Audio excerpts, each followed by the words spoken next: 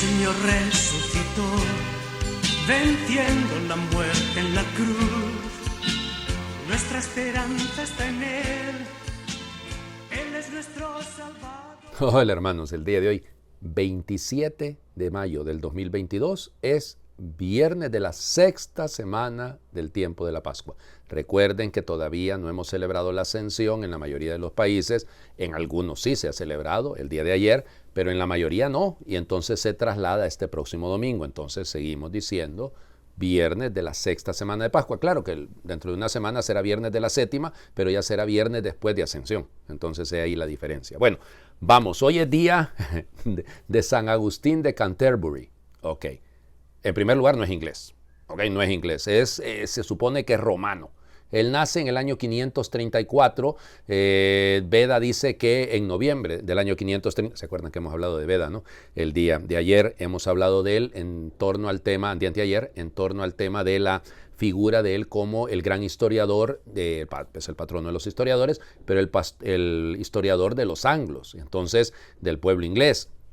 Y entonces por eso es que es importante, porque él va a hablar de San Agustín, habla muchísimo de él, muchísimo, muchísimo. Entonces, como les digo, nace en el año 534, se supone que nace en Roma, monje benedictino, muy inteligente, muy bien dotado de cualidades, al punto que el Papa Gregorio Magno, Gregorio I, le nombra misionero en el mundo de lo que hoy en día sería Gran Bretaña, ¿no? Ahora, aquí vamos por partes y con mucho cuidado. ¿Significa que hasta ese momento, hasta finales del siglo VI, no había habido presencia cristiana en Gran Bretaña? Sí la había habido, claro que sí, pero la estructura definitiva de esa iglesia, y por eso San Agustín de Canterbury será el apóstol de Inglaterra, la dará él, lo envía el Papa Gregorio. Miren, hay una historia muy simpática con respecto a por qué el Papa Gregorio decidió enviarlo. Resulta ser que había encontrado en el mercado en Roma unos esclavos blancos y rubios, y preguntó, ¿y estos de dónde son? Y entonces le dijeron que eran anglos, y entonces él dijo, pero ¿y estos pueblos han sido evangelizados? Por eso la necesidad de enviar a Agustín y a sus compañeros, que en algún momento parece ser que flaquearon, le tuvieron miedo a la misión, pero tuvieron tanta suerte que al llegar a Inglaterra, pues se encontraron con que había la esposa del rey Ethelberto era visigoda y era católica. Y entonces, lógico, ella va a favorecer, convertirá al rey Ethelberto San Agustín, y comenzará, siempre les permitió la evangelización en sus territorios y estuvo a favor de ellos. No lograron evangelizar directamente a los bretones, pero sí a todas, o sea, Northumbria y esa zona no llegaron hasta allá. El de Londres, porque de hecho se va a fundar ahí la diócesis de Londres, será uno de los discípulos de Agustín, y él pasará a ser el arzobispo, no era obispo. El Papa le escribe y le dice que vaya a Galia, que vaya a Francia, que sea ordenado obispo, luego lo nombrará arzobispo, le enviará el palio, y ya les digo, Agustín con un espíritu misionero extraordinario, haciendo uso lógicamente del conocimiento de las lenguas y del manejo muy bien de la pastoral, porque fíjense que ese será el otro detalle, ¿no? Porque se van a encontrar con que hay monjes que son católicos, y hay obispos también, pero que no son propiamente en comunión con la Santa Sede. Y él los reúne, los convoca, parece que llegan unos, no sé si eran 8 o 10, y entonces trata de hacer que entren en comunión con el Santo Padre. No lo hacen, y él les advierte que todos ellos van a morir y mueren de una manera muy trágica, realmente. Pero en fin, el tema es que lo que está detrás no es esta evangelización, pues, de estos pueblos, que ya les digo, toda la parte, digamos, del sur de lo que hoy en día es la isla de Gran Bretaña, que originalmente se llamaba Albión. Ese era el nombre con el que se conocía a toda esta zona. Pues bueno, ya les digo, miren, lo interesante de San Agustín es el hecho de cómo logra configurar una iglesia, darle forma a una iglesia con una estructura mínima, pero bien sólida. Y por eso la importancia de la formación de los monjes, la formación de los misioneros. Y de eso se va a ocupar él grandemente. Muere en el año 604.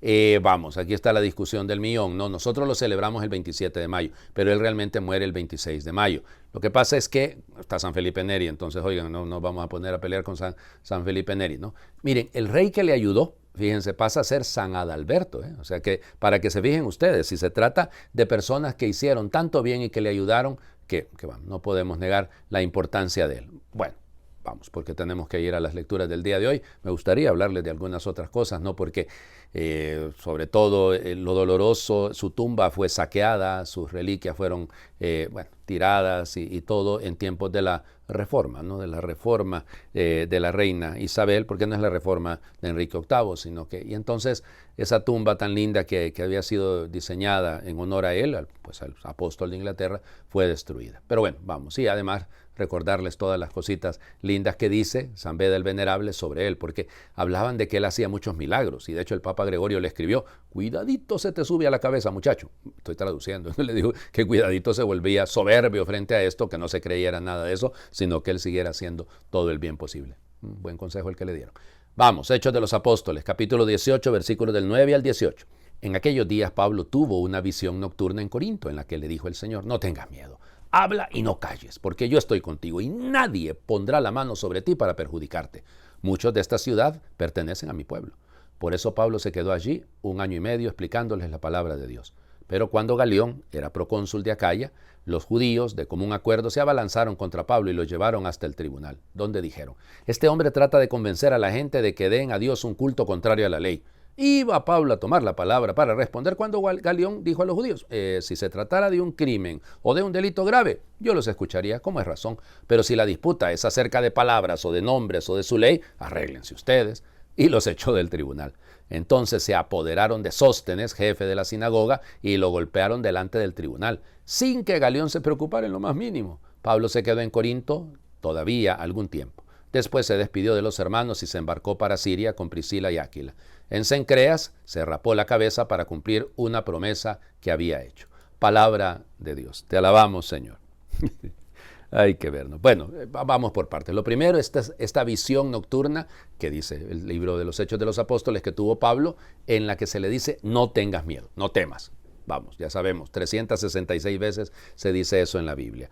Aquí hay, y fíjense, qué interesante, porque Pablo está siendo perseguido, lo vemos a continuación, está siendo atacado, pero lo que le dice Dios es que en esta ciudad hay muchos que son de mi pueblo.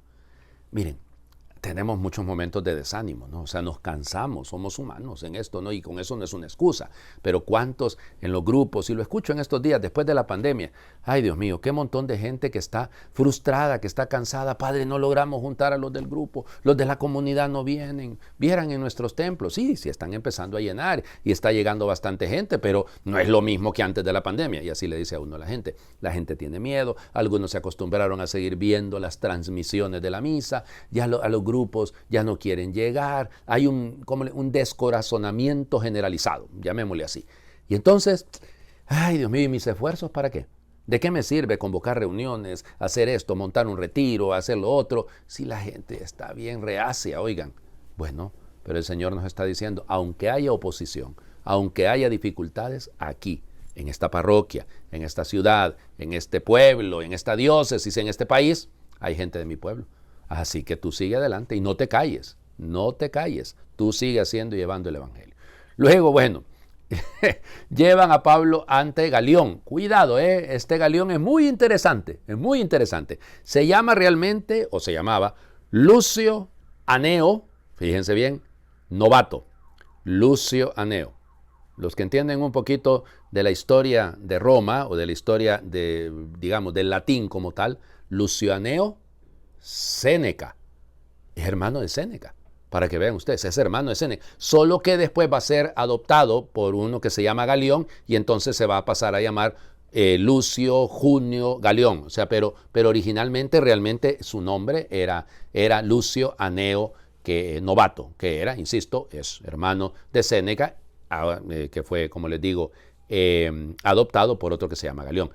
Séneca va a decir de él que era un hombre querido por todo el mundo, era un hombre extraordinario. De hecho, le va a dedicar uno de sus libros más interesantes, de Vita Beata, o de Beata Vita, que es uno de los libros que hablan sobre la persona humana. Bueno, hablando de Galión, no quiero hablar de Galión yo, pero es importante porque ese es un hombre bueno, como dice su hermano Séneca, que por eso, hombre, si este es un problema de ustedes, arréglenlo, yo no me voy a meter. Yo lo que estoy haciendo aquí es ser ¿cómo se llama? Yo soy el procónsul. Aquí lo que me toca es temas de juicios, temas de leyes, pero no me voy a meter yo en asuntos de religión de ustedes, pues. Entonces, por eso es que Galión es un hombre bueno. Claro, al pobre Sóstenes le cayeron a palos y por eso ahí termina el asunto, ¿no? Porque, sin duda, Pablo sale salvado. Se queda todavía un tiempo más, nos cuenta cómo el libro de los Hechos de los Apóstoles, cómo luego con Aquila y Priscila salen hacia Siria, van a Antioquía, pues, van hacia Antioquía. En Cencreas, Pablo sigue actuando como judío, lo han notado. O sea, ha hecho un voto y entonces por eso se rapa la cabeza. Se quedó peloncito el Pablo porque iba camino a Jerusalén, va cumpliendo un voto. A mí lo que me llama la atención de este texto, fuera de lo que les he contado, porque me recuerda a Galión, no me recuerda a Séneca, es el tema de, ¿cómo se llama?, de que Pablo se queda tanto tiempo ahí. Y es que a veces como que pensamos que esas misiones esporádicas que hacemos, esas pinceladas son suficientes. Hay que saber perseverar en medio de las comunidades. Bueno, vamos al Evangelio. El Evangelio es, fíjense, leemos el último versículo que leímos ayer.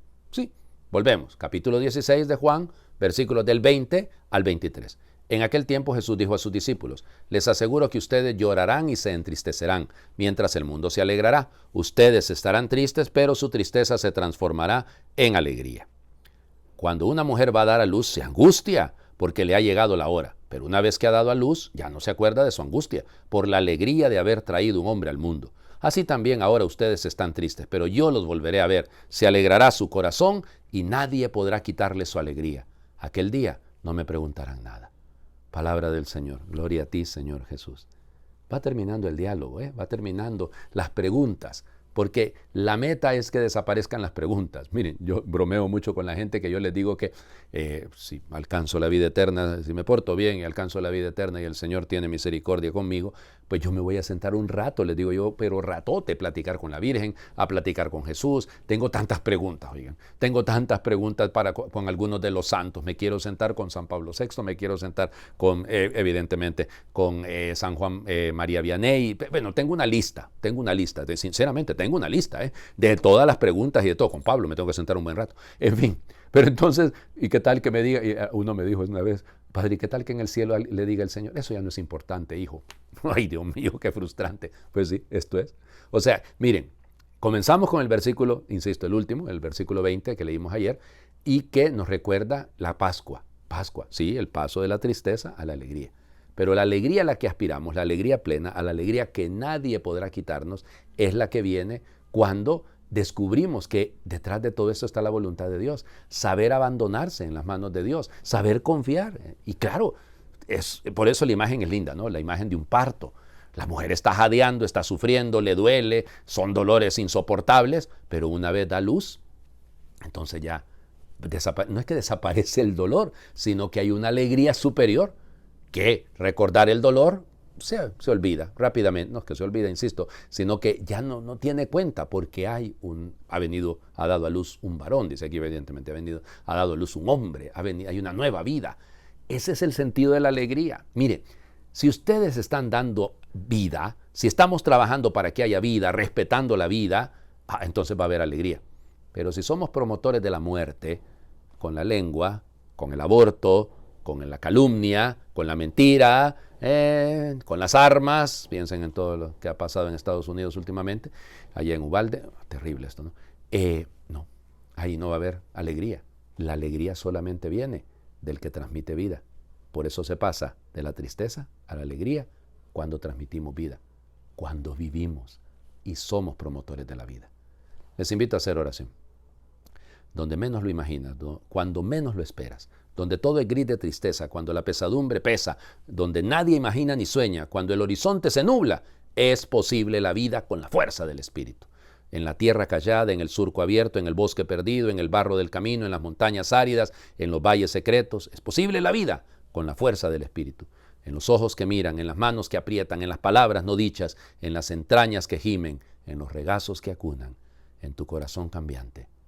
Es posible la vida con la fuerza del Espíritu. Amén. El Señor esté con ustedes. Y por intercesión de San Agustín de Canterbury, les bendiga a Dios, que es Padre, Hijo y Espíritu Santo, y su bendición descienda, les acompañe siempre. Feliz viernes para todos.